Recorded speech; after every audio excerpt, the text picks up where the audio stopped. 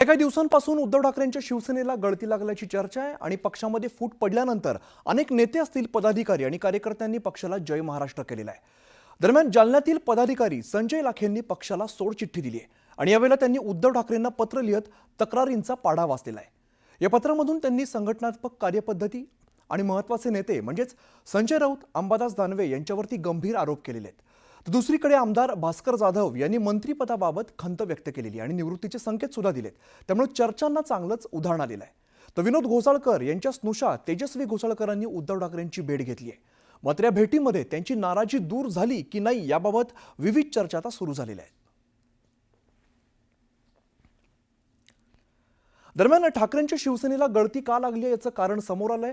एका पत्रामधून ठाकरेंच्या शिवसेनेतील अंतर्गत धुसफुसीचं जळजळीत वास्तव स्पष्ट झालेलं आहे। ठाकरेंच्या शिवसेनेचे संजय लाखे पाटील यांनी सचिव पदाचा राजीनामा दिलेला आहे आणि राजीनामा देताना लाखे पाटील यांनी संजय राऊत आणि अंबादास दानवे यांच्यावरती अतिशय गंभीर आरोप केले। या पत्रामध्ये पक्षाच्या पडझडीची कारणं आणि नेत्यांची उदासीनता याबाबत प्रखर शब्दामध्ये वस्तुनिष्ठ मांडणी करण्यात आलेली आहे।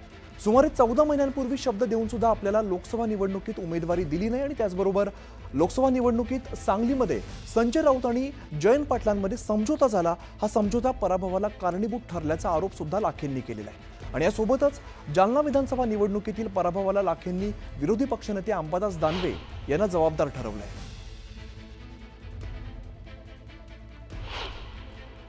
जालना लोकसभा आम्ही सोडून घेऊ शिवसेनेला आणि सांगली काँग्रेसला देऊ। ज्यावेळेस या 2 लोकसभा मतदारसंघाचा टाय होता त्यावेळेस असं सांगून त्यांच्या शब्दाखातर मी शिवसेनेमध्ये प्रवेश केला। त्यांनी 2 ते 3 वेळेस संजय राऊत यांना जालना सोडून घेण्यासंदर्भात स्पष्ट सूचना केल्या, परंतु शिवसेनेमध्ये संजय राऊत हे त्यांचा वेगळा अजेंडा चालवतात। केवळ विशाल पाटील यांना थांबवणं आणि कमकुवत उमेदवार देऊन दुसऱ्याला निवडून आणणं हा अजेंडा त्यांनी त्या ठिकाणी राबवला। वैयक्तिक जे काही संघटनात्मक काम आहे किंवा संघटनात्मक बाबीमधलं काम आहे त्यापासून मला सातत्यानं वगळण्यात आलं, राज्य लेवलवर असेल किंवा जिल्हा लेवलवर। आणि पुढे तर इतका प्रकार घडायला लागला की जिल्ह्याच्या कार्यक्रमाला मला बोलवलं गेलं नाही पाहिजे, जिल्ह्यामध्ये काही नियुक्त्या करत असताना त्यामध्ये विचारलं नाही पाहिजे आणि जिल्ह्यामध्ये जे काही दौरे या ठिकाणी विरोधी पक्ष नेते जे होत होते त्या दौऱ्यामध्ये मला जाणीवपूर्वक बाहेर ठेवून संघटनेमध्ये मी कामच करणार नाही किंवा काम मिळणार नाही मला, अशा पद्धतीचं वर्तणूक त्या ठिकाणी मला देण्यात आली।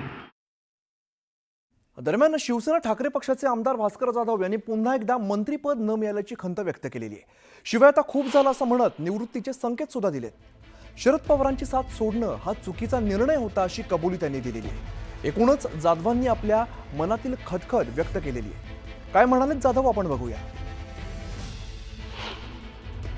असं आहे की मला मंत्रिपद मिळायला पाहिजे होतं हे तेव्हाही बोललो, आजही बोलतो, उद्याही बोलतो। का मिळायला नको होतं त्याचं कारण कोणाकडे असेल ते स्पष्ट केलं पाहिजे, पण तो नाही मिळाला म्हणून काय रडत बसायचं आहे का? रडत बसायचं नाही आहे, लढत बसायचं। त्यामुळे मंत्रिपद मिळालं नाही म्हणून मी रडत बसलो नाही, मंत्रिपद मिळालं नाही म्हणून जे कोणी फुटून गेले त्यांच्याबरोबर पण मी गेलो नाही। मी लढतोय, पण नाही मिळालं हे नाहीच मिळालं ते बोललं तर काय, ते चुकीचं काय?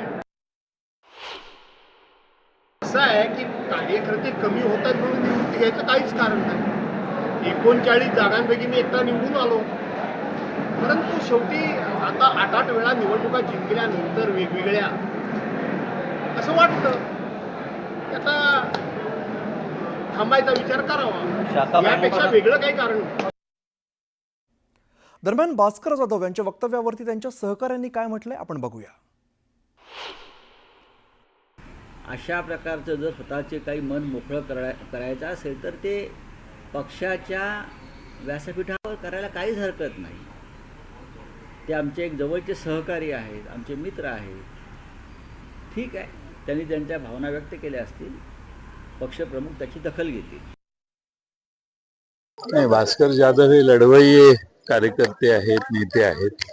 मला खात्री आहे की ते लढत राहतील आणि असं काही निवृत्ती स्वीकारणार नाही। तर पवारांची साथ सोडण्यावरून भास्कर जाधव नेमकं काय म्हणालेत आपण बघूया।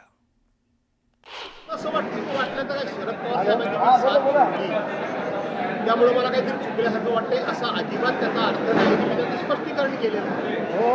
मी ती निर्णय घेतला तो चुकीचा होता हे स्पष्टपणे मी बोललो की काही लपून छपून मी आडपडताना काही बोललो, पण ह्याचा अर्थ मला त्याची आता खंत वाटते असा अजिबात नाही.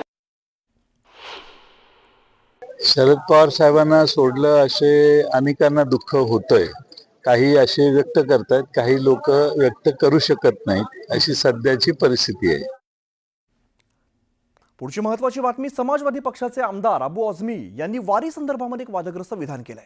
वारीमुळे रस्ता जाम होतो, हिंदूंचे सण साजरे केले जातात तेव्हा मुसलमान व्यक्ती विरोध करत नाहीत, मात्र मुसलमानांनी नमाज केल्यावरती तक्रारी करतात, असं वादग्रस्त वक्तव्य अबू आझमी यांनी केलेलं आहे. त्यांच्या वक्तव्यानंतर सर्व स्तरातून टीका केली जाते. दरम्यान वादग्रस्त वक्तव्य करून प्रसिद्धी मिळवण्यासाठी अबू आझमींना सवय आहे असं म्हणत मुख्यमंत्री फडणवीसांनी आझमींवरती निशाणा साधलाय.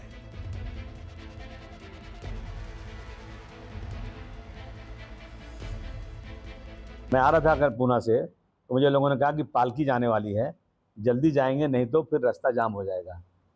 रास्ता जाम हो रहा है, हमने कभी मना नहीं किया, लेकिन हमारी मस्जिद हमारी नमाज के लिए यानी ये जानबूझ करके ना इस देश में मुसलमानों के लिए ज़मीन तंग की जा रही है।